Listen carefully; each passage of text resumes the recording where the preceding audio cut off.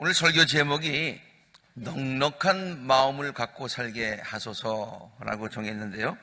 사실 이 제목은 올해의 저의 특별한 기도 제목입니다. 여러 가지 기도를 하는 중에 제일 먼저 하나님 앞에, 하나님, 올해는 정말로 넉넉한 마음을 갖고 살게 해주시기를 바랍니다. 그것이 제 기도의 제목입니다. 좀 더 넉넉한 마음을 가지고 나 자신을 바라보고 또 그러한 마음으로 남들을 바라볼 수 있기를 원합니다. 하나님께서 이미 나에게 주신 귀한 은혜와 축복들을 깨닫고 또 누리고 또 넉넉한 마음으로 나누기를 원하기 때문입니다. 가슴을 활짝 펴고 자신감을 갖고서 하루하루를 살기를 원합니다. 넉넉한 마음으로 인하여서 나의 얼굴이 좀 더 이렇게 환해지고 편안한 얼굴이 되고 주름살 대신에 환한 미소를 항상 머금고 살 수 있기를 원합니다. 그래서 내 마음이 더욱더 풍요해지고 또 그러므로 인해서 내 주위가, 가정이, 교회가 또 나를 대하는 많은 사람들의 그 삶 속에도 풍요함이 있기를 원합니다. 넉넉한 마음으로 살게 하옵소서. 제가 이 기도를 시작했을 때는 처음에는 저 자신을 위한 기도로 시작을 하였습니다. 그러다가 기도를 쭉 하는 중에 곧 같은 기도를 우리 모든 성도님들을 위해서도 해야 되겠다라고 생각하고서 저뿐만이 아니라 저도 넉넉한 마음을 가지고 앞으로의 날들을 살지만은 우리 모든 야콜라 재단에 속한 모든 성도님들 넉넉한 마음으로 하나님께 주신 귀한 은혜를 깨닫고 누리며 나누며 살아갈 수 있는 그런 넉넉한 날들이 되게 해 주십시오라고 기도하기 시작했습니다. 앞으로 여러분들을 위해서 계속해서 제가 이 기도를 하겠습니다마는 여러 성도님들도 자신들도 같은 기도를 하나님께 드리시기를 바랍니다. 그래서 넉넉한 마음으로 넉넉하게 베풀어 주시는 하나님의 은혜와 축복을 마음껏 함께 누리며 살아가는 축복된 나날들이 되시기를 주의 이름으로 축원합니다. 예수님은 우리들이 넉넉한 마음으로 풍성한 삶을 살기를 원하십니다. 하나님은 자녀된 우리들이 넉넉한 마음으로 감사함으로 풍족한 삶을 살기를 원하십니다. 이것은 마치 우리 부모가 자식들에게 바라는 마음이지요. 그보다도 더 큰 마음으로, 간절한 마음으로 하나님께서 우리들이 그렇게 넉넉한 마음으로, 풍요로운 마음으로 감사하며 살기를 원하신다, 그런 말씀이에요. 그래서 예수님은 우리들을 풍요로운 삶으로 초대하고 계시고요, 예수님은 당신께서 이 세상에 오신 목적을 우리가 잘 알고 있는 요한복음 10장 10절에서 이렇게 말씀을 하셨어요. 나는 양들이 생명을 얻고 그리고 그냥 한 번 얻는 것이 아니라 더 얻어서 그리고 풍성함을 얻게 하려고 왔다 그랬어요. 예수 그리스도께서 오신 목적이 우리에게 생명을 얻고 더 얻고 풍성한 삶을 누리게 하시기 위해서 내가 왔다, 그렇게 예수님이 말씀하셨다는 말이에요. 누가복음의 기자도 예수님께서 이 세상에 오셔서 행하셨던 사역이 무엇인가 라고 하는 것을 이런 관점에서 설명을 했습니다.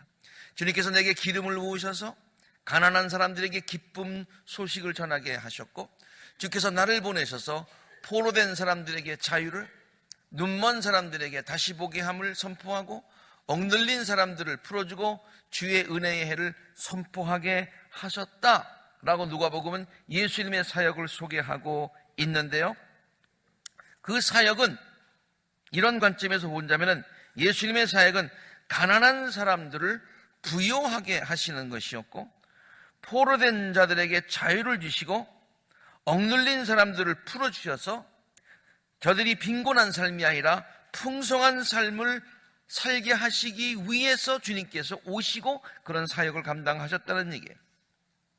그리고 예수님께서는 우리들로 하여금 그러한 풍성한 삶을 살게 하시기 위해서 친히 가난한 자가 몸소 되셨음을 성경은 다음과 같이 우리에게 전하고 있습니다.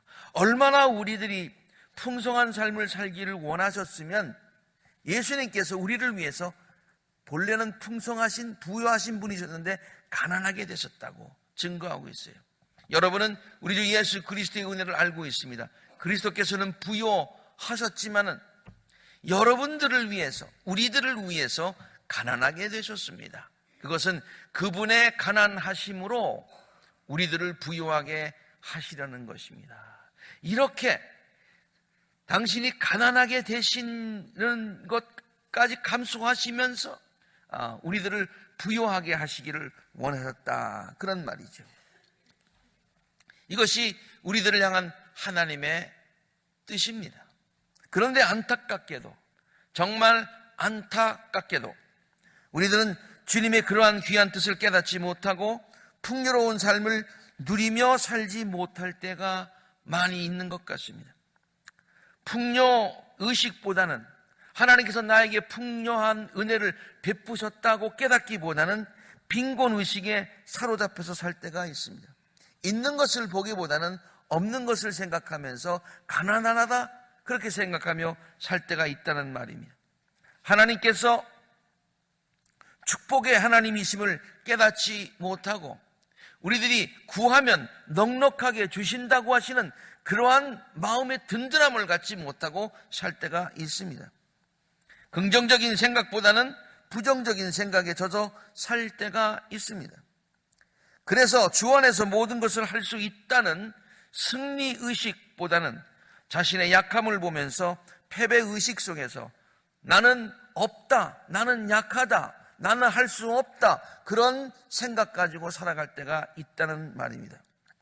올해는 그러한 생각을 가지고 사는 것이 아니라 주님께서 나에게 풍요한 것을 허락하신다, 나는 약하지만 주님은 강하시다, 하나님은 이미 나에게 많은 것을 허락하여 주셨다, 아니 또 내가 필요한 것을 넉넉하게 공급하여 주시는 분이시다, 그러한 넉넉한 마음, 자신감을 가지고 살아가실 수 있는 우리 모두가 되시기를 간절히 바랍니다. 그럼 우리가 어떻게 하면 예수님께서 이미 마련하여 주신 풍요한 삶을 기쁨으로 누릴 수가 있겠습니까? 넉넉한 마음을 가지고 살게 해 주십시오.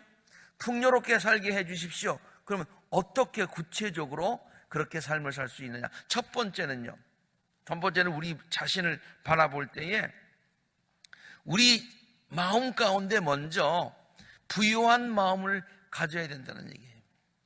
우리 마음 가운데 풍요로운 마음, 넉넉한 마음을 우리가 먼저 가져야 된다는 말이에요.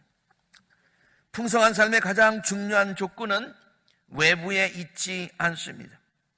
우리들의 마음 속에 있는 것입니다. 아무리 많이 가져도 가난한 사람이 있는 반면에 가진 것은 많지 않아도 부유함을 누리는 사람이 있습니다. 외부의 환경적인 조건에 의해서 우리가 부유하다, 가난하다가 아니라 그것과는 상관없이 우리 마음 속에 넉넉한 마음을 가지면, 부유한 마음을 가지면 그것이 바로 부유한 삶을 사는 비결이라는 얘기예요. 경기민요의 창부타령에 다음과 같은 노랫말 가사가 있는 것을 우리가 기억합니다. 나물 먹고 물 마시고 팔을 베고 누웠어요. 무슨 좋은 침대에 누운 것 아닙니다. 소파에 누운 것 아닙니다. 그저 땅에 누운 겁니다. 대장부 살림살이 이만하면 족하도다. 비록 가난하더라도 마음이 부유하였던 우리 조상들의 지혜가 담겨 있는 그런 노래라고 생각합니다. 바울에게도 이러한 풍요로운 마음이 있었습니다. 바울의 삶을 보면은 그가 참 모든 사람들, 다른 사람들의 눈에 볼 때는 가난하고 좀 없는 것처럼 보일 수도 있었을 것입니다. 그러나 바울은 그렇지 않았습니다. 바울에게는 넉넉한 마음이 있었습니다. 아무리 어려운 환경에 처할지라도 절대로 빼앗기지 않는 넉넉한 마음이 있었다는 말입니다. 내가 궁핍해서 이렇게 말하는 것이 아닙니다. 그러니까 궁핍하긴 궁핍한 거예요. 그렇죠? 세상적인 기준에서 본다면은. 그런데 나는 어떤 처지에서도 스스로 만족하는 법을 배웠습니다. 나는 비천하게 살 줄도 알고요, 풍족하게 살 줄도 압니다. 배부르거나 또 굶주리거나 풍족하거나 궁핍하거나 외부적인 환경이 어떻게 변하든지 그 어떤 경우에도 적응할 수 있는 비결을 배웠습니다. 나는 나에게 능력 주시는 분 안에서 모든 것을 할 수 있습니다. 얼마나 마음에 풍요로운 그러한 마음입니까? 오늘 우리가 함께 읽은 본문의 말씀의 내용도 바울이 얼마나 마음에 부유한 자였던가 하는 것을 잘 보여주는 성경 말씀이죠. 우리는 환난과 궁핍과 공경과 매맞음과 옥에 갇힘과 난동과 수고와 잠을 자지 못함과 굶주림을 겪었습니다. 이 정도 겪었으면 정말로 마음이 꽉 움츠려지고 가난한 마음이 됐어야 됐겠지요. 그러나 그렇지 않습니다. 그에게는 그러한 모든 외부적인 환경이 빼앗아 갈 수 없는 마음의 든든함, 넉넉함이 있었습니다. 그래서 그는 이렇게 고백합니다. 우리는 속이는 사람과 같으나 우리는 진실합니다. 이름 없는 사람과 같으나 우리는 유명한 사람들입니다. 죽은 사람과 같으나 보십시오, 우리는 살아있는 사람들입니다. 징벌을 받는 사람같이 여러분 보입니까? 그런데 죽임을 당하는 데까지 이르지 않습니다. 하나님께서 우리들에게 피할 길을 열어 주실 것이기 때문입니다. 근심하는 사람같이 보입니까? 아닙니다. 내 마음에 항상 기쁨이 있습니까? 가난한 사람처럼 보입니까? 아닙니다. 나는 오히려 내가 부유할 뿐만 아니라 오히려 많은 사람들을 부유하게 할 수 있는 부유함이 나에게 있습니다. 아무것도 가지지 않는 사람처럼 보입니까? 아닙니다. 나는 모든 것을 가진 사람입니다. 바울의 이러한 고백은 나는 아무것도 가지지 않은 사람 같으나 실제로는 모든 것을 가진 사람이라는 그런 고백인 것입니다. 얼마나 넉넉한 마음입니까? 이것은 바울만 가질 수 있는 마음이 아닙니다. 바울만 가져야 하는 마음이 아닙니다. 우리도 가져야 하는 마음입니다. 신앙인의 자세가 이러해야 한다는 것이고 신앙인의 모습이 이러해야 한다는 것입니다. 다윗도 그와 같은 고백을 하였던 것을 우리가 잘 압니다. 시편 23편 1절, 너무나도 우리가 사랑하는 말씀이죠. 여호와는 나의 목자가 되십니다. 그러니 나는 양이지요. 나는 양인데 부족한 것이 얼마나 많은지 알 수가 없습니다. 나는 혼자 아무것도 할 수가 없습니다. 그러나 부족한 것 투성이처럼 보일지 모르지만 나에게는 부족함이 없습니다. 왜냐? 하나님께서 나의 목자가 되어주시기 때문입니다. 나는 비록 양이지만 없다고 해서 궁핍한 마음을 가지고 살지 않습니다. 비록 양이지만 하나님께서 다 채워주실 것이니까 그런 넉넉한 마음을 가지고 살아갑니다. 나에게는 부족함이 없습니다. 이러한 고백이 우리들의 고백이 될 수 있게 되기를 바랍니다. 환경과 상관없는 넉넉한 마음을 가지고 우리들의 앞날을 살아가실 수 있게 되기를 바랍니다. 그러면 모든 것들이 긍정적으로 보이고 모든 것들이 하나님의 감사로 여겨지고 감사하는 우리들의 마음속에 하나님께서 더 풍성함으로 채워주실 줄로 믿습니다. 풍성한 삶을 누리는 두 번째 비결이 있습니다. 그것은 우리들의 마음속에서 욕심이라고 하는 것을 내려놓는 것입니다. 풍요로운 마음을, 넉넉한 마음을 갖는 것도 중요하지만은 우리 안에 그 넉넉한 마음을 깎아먹는 욕심이라고 하는 그것을 내려놓아야 되네. 마음을 비워야 된다 그러니 그 마음이 비운 마음에 넉넉한 마음이 찾아들게 된다 그런 얘기죠. 오래전에 생명의 삶에 다음과 같은 묵상 에세이가 소개된 적이 있어서 우리가 새벽기도에 함께 읽은 적이 있습니다. 어린 시절 어머니는 가끔 나와 동생들을 버거킹에 데려가시곤 하셨다. 버거킹은 우리가 좋아하는 음식 중에 하나였다. 왜냐하면 어린이용 세트를 주문할 때마다 종이 왕관을 주었기 때문이다. 부유한 가정은 아니었던 것 같아요. 애들 둘 데려갔으면 둘을 사줘야 될 텐데 아마 하나밖에 못 사준 것 같아요. 그 왕관은 우리에게 대단한 것이었다. 그런데 우리들은 집에 오자마자 그 종이 왕관을 서로 갖겠다고 격렬한 싸움을 벌이곤 하였다. 그런데 만약 하나님께서 우리들의 마음속을 들어보신다면 우리들의 마음속에는 값싸고 보잘것없는 종이 왕관들로 가득 쌓여 있을 것이다.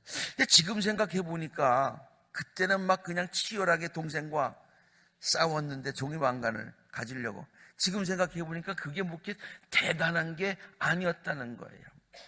근데 가만 보니까 우리가 종이 왕관과 같이 대단하지 않은 것 가지고 그렇게 그냥 막 싸우면서 그건 못 가지면은 없다는 생각 가지고 정말 가난한 마음 가지고 그렇게 안타깝게 마음을 졸이면서 살아왔었다는 것이죠. 그러면서 계속해서 이런 글을 씁니다. 이러한 우리들의 모습을 하나님께서 만약에 들어보신다면은 우리들의 마음속에 값싸고 보잘것없는 종이 왕관들 가득하게 쌓여 있을 텐데 그것은 우리 인생에게 아무런 의미도 주지 못하는 세상의 것들의 상징인데 그것들로 우리들의 마음이 그런 것들 더 가지려고 하는 욕심들의 마음이 가득 차 있지 않았겠느냐. 우리들은 그러한 종이 왕관을 서로 갖겠다고 생존 경쟁하면서 살아가고 있지 않느냐. 그것을 얻지 못하면 마치 실패자가 된 듯이 가난한 마음으로 가지고 살아가고 안타까운 마음으로 가지고 살아가는 거예요. 그러고서 종이 왕관을 가진 사람 굉장히 부자라고 생각을 하고 살아가는 거예요.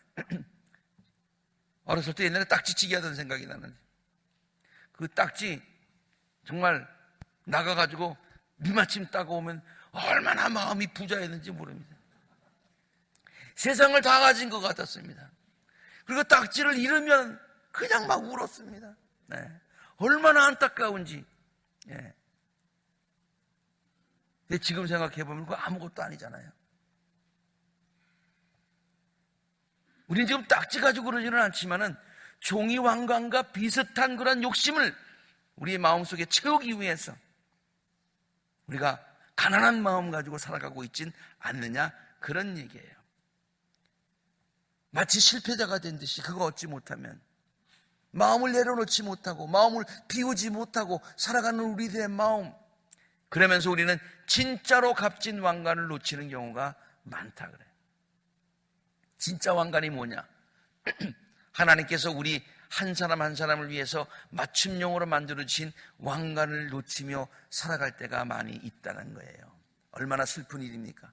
만일 우리가 종이 왕관들을 우리들의 마음속에서 다 내려놓는다면 그것들을 얻기 위해서 애쓰고 그것들을 얻기 위해서 안달하고 하는 그런 마음들을 다 내려놓는다면, 그리고 넉넉한 마음 가지고 하나님의 의와 하나님의 나라를 위해서 우리가 산다면 하나님은 그것들을 진짜 왕관들로 바꿔주시지 않겠느냐 그런 얘기예요. 사람들은 종이 왕관을 많이 가진 사람들을 부유한 사람이라고 말하기도 합니다. 그리고 그것들을 갖지 못한 사람들을 가난한 사람이라고 말하기도 합니다. 또한 종이 왕관들을 많이 가졌는가 못 가졌는가 하는 것이 행복과 불행의 기준으로 삼을 때가 또 있습니다. 그러나 그것이 절대로 풍요로운 삶의 기준이 되지 못함을 우리가 알아야 됩니다. 그리고 그것이 행복과 불행의 기준이라고 생각하며 살아서도 안 되는 줄로 압니다. 우리들의 삶에 있는 그런 욕심들, 무엇을 먹고 무엇을 마시고 무엇을 입을까 하는 그런 세상의 걱정들, 이런 모든 것들을 우리의 마음속에서 우리의 삶 속에서 다 내려놓을 수 있게 되기를 바랍니다. 그 마음을 비워야 됩니다. 그러면 그 비운 마음에 하나님의 풍요하심이 찾아오게 되는 것입니다. 하나님을 믿는 믿음이 찾아오게 되는 것입니다. 그러면은 하나님께서 이 모든 것들을 도와주시는 귀한 축복을 경험하게 될 줄로 믿습니다. 그것들이 없으면 불행해질 것이라는 불안한 마음도 다 내려놓아야 합니다. 우리 안에 있는 그 모든 잡동사니를 모으려는 마음들, 그 잡동사니를 모으지 못하면 불안해하는 마음들, 그것을 다 내려놓으면 하나님께서 거기에 우리 사람들의 생각을 초월하는 놀라운 기쁨과 평안과 만족을 우리들에게 주실 줄로 믿습니다. 예수님께서 산상수훈을 통해서 이 비밀을 이미 우리들에게 가르쳐 주시지 않았습니까? 마음이 가난한 사람은 복이 있다. 마음이 가난해야 된다. 마음을 비워야 된다. 우리의 욕심을 다 내려놓아야 된다. 우리의 마음 가운데 있는 잡동사니를 다 내려야 된다. 세상적인 모든 욕심들을 다, 걱정과 근심을 다 내려놓아야 된다. 그래야 그 마음 가운데 하늘나라가 임하게 될 것이다. 그 마음 가운데 평화와 또한 기쁨이 임하게 될 것이다. 모든 것을 내려놓으면 넉넉한 마음이 생깁니다. 마음의 여유가 생깁니다. 또 하나님을 더욱더 의지하는 마음이 생깁니다. 이러한 하나님을 의지하는 마음 가지고, 넉넉한 마음을 가지고, 욕심을 내려놓고 주님 앞에 모든 것을 맡기고 주님께서 부어주시는 넉넉한 그러한 은혜를 가지고 살아가실 수 있는 우리 앞날들이 되시기를 주의 이름으로 축원합니다. 자, 첫 번째 포인트는 우리들의 마음속에 부유한 마음을 가져야 된다고 했고요. 그리고 우리들의 마음속에 욕심을 다 내려놓아야 된다고 그랬어요. 그래야 넉넉한 삶을 살 수 있다고 그랬는데요. 한 가지 더 우리가 생각해 봐야 될 것이 있어요. 우리는 혼자 사는 것이 아니잖아요. 혼자 사는 것이잖아요. 좁게는 가족들과 함께 또는 어느 공동체 안에서 이웃들과 함께 살아가는 존재이기 때문에 정말로 넉넉하려면은 나 혼자 내가 넉넉한 마음을 갖고 마음을 비우고 이렇게 살아가는 것도 중요하지만은 다른 사람들에게 넉넉한 마음을 가져야, 다른 사람에게 넉넉한 마음을 가져야 그것이 자기에게 진짜 넉넉함이 된다, 그런 얘기예요. 왜냐? 내가 넉넉한 마음을 베풀면 그들로부터 넉넉한 그러한 또 피드백을 받으며 우리가 살아갈 수 있기 때문이죠. 진정으로 풍성한 삶을 누리려면 남들에게도 넉넉한 마음을 가져야 된다는 그런 얘기입니다. 바울은 다음과 같이 성도들에게 권면합니다. 주 안에서 항상 기뻐하십시오. 내가 다시 말합니다. 기뻐하십시오. 여러분들이 혼자서 기뻐하는 것도 중요한데 그것 가지고 it's not enough. 우리가 정말로 기뻐하는 삶을 누리려면 모든 사람과 더불어 기뻐함을 누려야지. 더불어 기뻐함을 누려. 그 더불어 기뻐함을 누리려면은 모든 사람들에게 넉넉한 마음을 가져야 된다는 얘기예요. 여러분의 관용을 모든 사람에게 알리십시오. 관용이 뭡니까? 넓은 마음이에요. 모든 것을 다 품어주는 마음입니다. 너무 그것 가지고 그냥 안달하지 마십시오. 그게 인생의 전부가 아닙니다. 주님께서 가까이 오셨습니다. 주님께서 가까이 오셨다는 것은 종말론적인 얘기인데, 종말은 두 가지 종말이 있죠. 우주적인 종말이 있어요. 예수님께서 말씀한 성경적인 종말이 있어요. 마지막 때가 있습니다. 그러나 개인적인 종말도 있어요. 그 죽음이 있죠. 그런데요, 우주적인 종말이나 개인적인 종말이나 우리가 그리스도께서 가까이 계십니다. 개인적인 종말 죽음 앞에서는 사실 용서 못할 일이 없고 내어주지 못할 일이 없고 양보하지 못할 일이 없고 품지 못할 일이 없습니다. 다 모든 것을 넓은 마음 가지고 다 할 수가 있다. 그러니까 예수 그리스도께서 가까이 오셨다. 그런 개인적인 종말론적인 생각을 가지고 모두를 품으며 살아가라, 그런 얘기예요. 모두를 품으며 넉넉한 마음을 품으며 살아가라. 이것 없으면 나는 오늘 죽는다, 그런 마음 가지지 말고 모든 것을 내려놓고 넉넉한 마음 가지고 넉넉한 마음을 나누며 살아가자. 아무것도 염려하지 말고 모든 일을 오직 기도와 간구로 하고 여러분이 바라는 것을 감사하는 마음으로 하나님께 아뢰라. 그리하면 다 내려놓으면 다 없어질 것 같지만은, 다 비우면은 다 없어질 것 같지만은, 그러나 그 비운 마음에, 내려놓은 마음에 하나님이 사람의 헤아림을 뛰어넘는 하나님의 평화가 우리들의 마음과 생각을 그리스도 예수 안에서 지켜주실 것입니다. 넉넉하고 넓은 마음으로 모든 사람들에게, 넉넉하고 넓은 마음을 모든 사람들에게 보여주라는 말입니다. 특별히 가까운 사람들에게 더 그러한 마음을 표현해야 되는 줄로 압니다. 제일 가까운 사람이 누군가요? 남편과 아내지요. 서로의 넉넉한 마음으로 대해야 됩니다. 가끔 가다가 서로가 이렇게 다툼을 가질 때가 있어요. 우리 가정은 절대 안 그렇습니다만은, 근데 가끔 그럴 때가 있거든요. 근데도 그렇게 가만 생각해 보면은 그렇게 얼굴을 붉히며 싸울 일이 뭐가 그렇게 있었는가, 그런 생각이 듭니다. 그게 정말로 그렇게 자존심을 세울 만한 문제입니까? 내가 그게 꼭 이겨야 할 이슈입니까? 아니에요. 가만 생각해 보면은 부부간에 있는 그런 서로의 그런 그 사소한 다툼이요, 나는 어느 부부가 싸워가지고 목사한테 상담하면서 세계 평화를 위해서 싸웠다는 얘기 들어본 적이 없어요. 하나님의 뜻을 이루기 위해서 거룩한 분노를 가지고 싸웠다는 얘기 들어본 적이 없어요. 그냥 다 내려놓을 수 있고 넉넉한 마음을 가지고 품으면 다 품어지는 것들이라. 가까운 사람, 그러니까 우리 자녀들도 생각납니다. 좁은 마음을 가지고 그들의 행동이 가지면은요, 그들의 행동이 때때로 섭섭하게 느껴질 때도 있습니다. 우리 아이들을 보면은요, 잘하는 것 같아. 그리고 자기들이 행복하게 사니까 참 고마워요. 근데 아주 sometimes 요것들이 하는 생각이 좀 들 때가 있어요. 조금 섭섭한 마음이 생길 때가 있어요. 그럴 때 그 섭섭한 마음을 표현하면 관계가 어그러지더라고요. 그러니까 그거 마음을 이렇게 누르면서 넉넉한 마음 가지고 이렇게 품어줘야 되는 거예요. 어저께가 설날이었잖아요.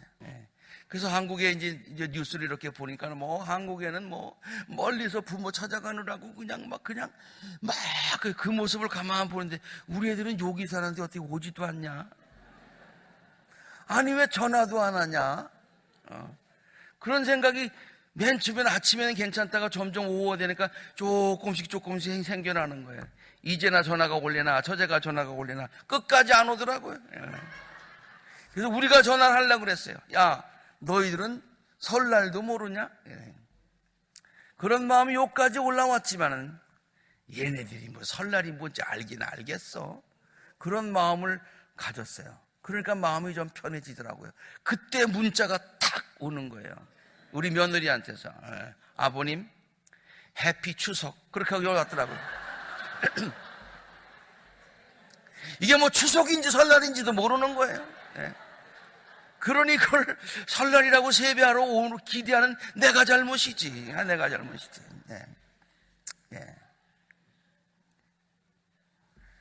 우리가 이렇게 넓은 마음을 가지면 우리 마음이 편해지는 거예요. 우리 마음이. 그래서요, 이 목회를 하다 보면 또 그럴 때가 많이 있어요.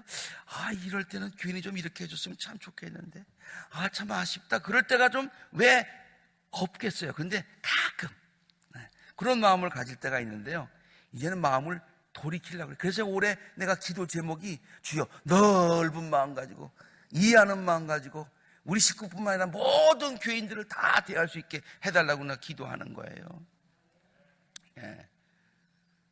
사람의 마음은요, 정말 하나님께서 진짜 신기하게 만들었어요.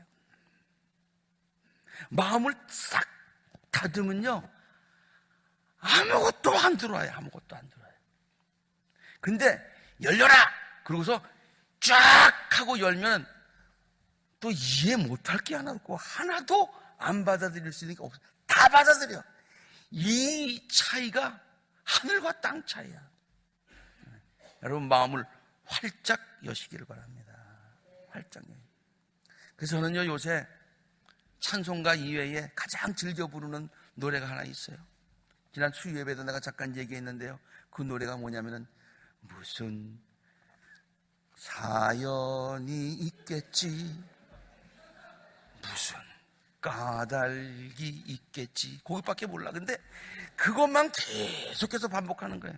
하루에도 한 10몇 번은 부르는 것 같아요. 시파람으로도 부르고 노래로도 부르고. 무슨 까닭이 있겠지. 애들이 무슨 좀 섭섭한 마음이 있으면 무슨 사연이 있겠지. 우리 집사람이 내가 기대했던 것만큼 못하면은 당신 왜 그래? 그러지 않고 무슨 사연이 있겠지. 무슨 까닭이 있겠지. 요번에 제가 남부 플로리다 교회 가가지고 부흥회를 인도하는데요, 목사님이 그냥 막 이 부흥회를 위해서 많이 준비하시고 교회들에게 광고를 많이 했는데 그날 무슨 일이 좀 있었던가. 교회 행사도 있고 그래가지고요, 저녁 집회가 됐는데 사람들이 많이 모이지 않는 거예요. 그냥 목사님이 앞으로 왔다 갔다 하면서 목사님 왜 그렇게 왔다 갔다 하세요? 그러니까 이게 교인들이 안 와가지고 걱정이 많아요. 왜 그 장로님이 안 오시지? 막 그러더라고요. 그래서 내가 걱정하지 마세요. 무슨 사연이 있겠지. 무슨 까닭이 있겠지. 목사님, 그냥 은혜 받을 사람들은 그냥 다 받게 돼 있어요. 저도 관여 안 할 테니까, 저도 최선을 다해서 1명이 오든 10명이 오든 100명이 오든 전할 테니까 걱정하지 마세요. 그냥 마음에 넉넉함을 가지니까요. 그래서 그분이 그러다가 목사님 그렇게 생각했어도 내 마음이 편해지네요. 그래야죠. 우리가 마음 편하게 목회합시다. 우리. 네. 여기 자녀들을 가진 부모님들 있습니다만은, 그 자녀들을 키울 때도 말이죠, 우리 아이는 최고의 학교에 최고의 이렇게 많게, 그리고 그렇지 못하면은 막 조바심을 가지는 부모가 있어요. 그렇게 하면 안 돼요. 애들의 잡은 노는 거예요, 노는 거. 예. 그런 나이 얘기 있잖아요. 예. 공부 못해도 좋다, 씩씩하게만 잘하다고, 그런 얘기 있잖아요. 네. 제가 대학교 다닐 때 교육학과를 다녔는데요, 그때에 교수님이 돌아오셔가지고 하신 말씀인데 제가 지금도 기억하고 있어요. 그 얘기가 진짜로 근거 있는 얘기인지 그 교수님이 농담으로 얘기했는지는 잘 모르겠어요. 지금도 감이 안 잡혀요. 진짜 같기도 해요. 근데 이런 얘기가 있어요. 네. 여러분, 너무 조급하게 교육학과 교수가 얘기하는 거예요. 자녀들을 키울 땐 너무 그렇게 강박감을 가지고 수 맞아야 된다, 우 맞아야 된다, 그러고 키우지 마. 한국의 수미양가가 무슨 뜻인지 알아? 우수하다는 얘기야. 우도 마찬가지고, 하여튼 우하고 수는 다 우수하다는 얘기. excellent. 근데 미는 뭔 줄 알아? 아름답다는 얘기래. 아름다운 미자를 쓴다. 양은 뭔 줄 알아? 그래도 좋다는 얘기래. 양호하다는 얘기래. 가는 뭔 줄 알아? 가가 아니래. 킥아웃하는 게 아니라 가능성이 아직 있다, 그런 얘기래요. 예. 그러니까 그런 마음의 여유를 가지고 자녀들을 키우라, 그런 얘기. 건강하게 자라면 하나님께 감사해라, 그런 얘기예요. 네. 그러면서 또 한마디, 니네들은 엄마 아빠는 수 못 맞아왔는데 왜 아들에게만 자꾸 수를 맞아오라고 그러냐, 그런 얘기. 마음의 여유를 가져야 되는 거예요. 미국에 와보니까 수미양가 그러지 않고 A, B, C, D, 그 다음에 F를 주더라고요. 그래서 같은 선생에게서 받은 그 제자의, 그 스승의 그 제자인지는 모르지만 저 나름대로 한번 또 A, B, C, D를 풀어봤어요. 우리가 A 못 맞아온 말이죠. 그냥 애들한테 너무 다 굳히는데 그럴 필요 없어요. A는요, 이게 정말로 어메이징한 거예요. 어메이징. 그냥 애들이 늘 A 받아오니까 A가 노말인 줄 알아. 근데 에브 노말이야, 그게. 네. 어메이징한 거야. 칭찬해줘야 돼요. 와, 너 정말로 잘했다. beautiful. 그리고 칭찬해줘야 돼요. 왜 A를 못 맞았니? 그러면 안 돼. C, cool. 그렇게. 네. 쿨이라는 게 뭐야? 아주 멋있다는 얘기죠. 그리고요, 쿨이라는 말이 생각 안 나면 C가 또 커먼이라는 말로 세. 아니, C가 보통이지. A, B, C, D의 중간에 C가 제일 많은 거예요. 그게 보통이에요. 그게 보통. D는 뭐냐? 제가 가만 고민하다가 need to develop, 좀 더 발전하면 된다, 그렇게 했었어요. 그리고 F는 뭐냐? still fine.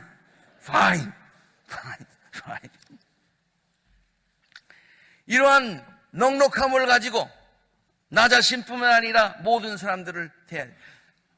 남편과 아내다, 또 자녀들과 이웃에 있는 많은 사람들을 그렇게 넓은 마음으로 대하셔서 그 넓은 마음 때문에 내 마음이 오히려 더 편해지는, 내 마음이 편해져서 상대방도 편해지는 그러한 풍요로움을 서로가 이렇게 누리시는 모든 성도님들이 되시기를 간절히 바랍니다.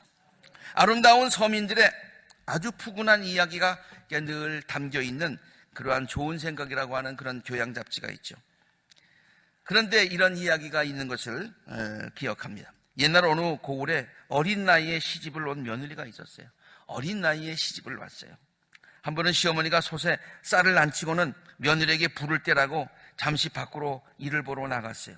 며느리는 아궁이 앞에 앉아가지고 뭐 일이 너무 많으니까, 그리고 그냥 그 아궁이에 불이 너무 따뜻한지 거기서 그냥 깜빡 졸고 말았습니다. 몹시 피곤했기 때문이죠. 그러다가 솥에 있는 밥을 다 태우고 말았습니다.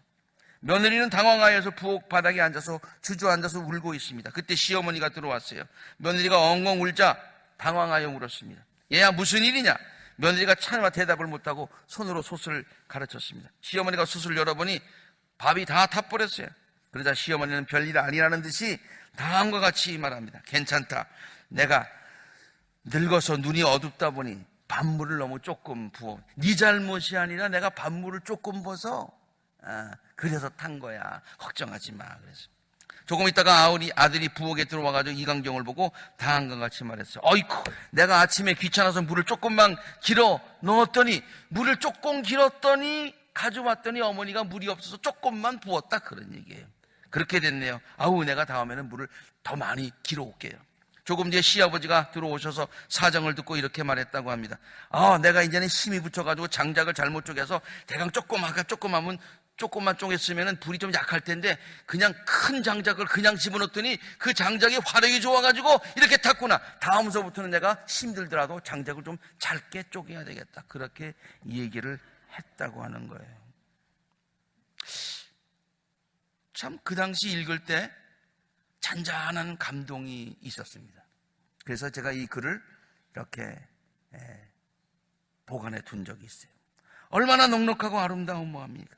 이렇게 마음이 넉넉하니까 그 가정이 행복하겠지요. 각자 넉넉한 마음을 가지고 있으니까 그 넉넉함을 서로가 나누니까 더 풍성하게 넉넉한 가정, 행복한 가정을 이룰 수가 있는 것이죠. 짜증낼 일 우리가 서로 만들지 말고 넉넉한 마음으로 서로를 품어주는 그것이 바로 풍요로운 삶을 사는 비결인 줄로 믿습니다.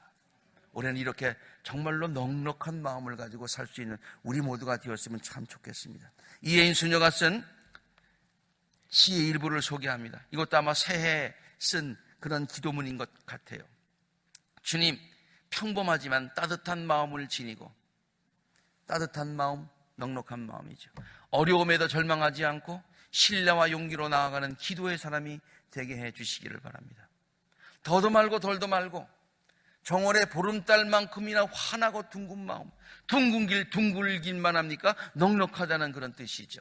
나날이 밝고 맑게 살아가는 희망의 사람이 되게 해 주시기 바랍니다. 너무 튀지 않는 빛깔, 내가 엑셀런트는 아니지만 그러나 평범하지만 누구에게나 다가가서 사랑을 베풀 수 있는 사랑의 사람이 되게 해 주시기를 바랍니다. 화해와 용서를 먼저 실천하는 평화의 사람이 되게 해주시기를 바랍니다.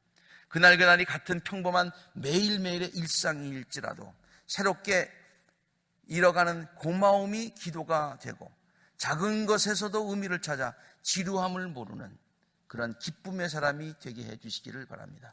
마음이 넉넉하면요, 마음을 내려놓으면 조그마한 곳에서 기쁨을 느낄 수 있게 된다는 얘기예요. 그리고 할 수만 있다면 임종의 순간까지 기다리지 말고, 죽기까지 기다리지 말고 내가 나중에 할 거야 뭐 이렇게 미루지 말고 오늘은 지상에 충실히 살되 내일은 호연히 떠날 준비가 되어 있는, 내가 오늘 살아있는 동안에는 충실하게 살지만은 내일 내가 떠난다 하더라도 하나님 괜찮습니다. 지금까지도 하나님께서 나와 같이 계셨는데 앞으로의 영혼의 삶도 하나님 살 준비가 되어 있습니다 라고까지 말할 수 있는 넉넉함, 그런 여유를 가지고 살아가는 순례의 사람이 되게 해 주십시오. 그런 기도입니다. 그가 기도한 어떤 사람이 되게 해달라고 했어요? 기도의 사람, 희망의 사람, 사랑의 사람, 평화의 사람, 기쁨의 사람, 순례의 사람.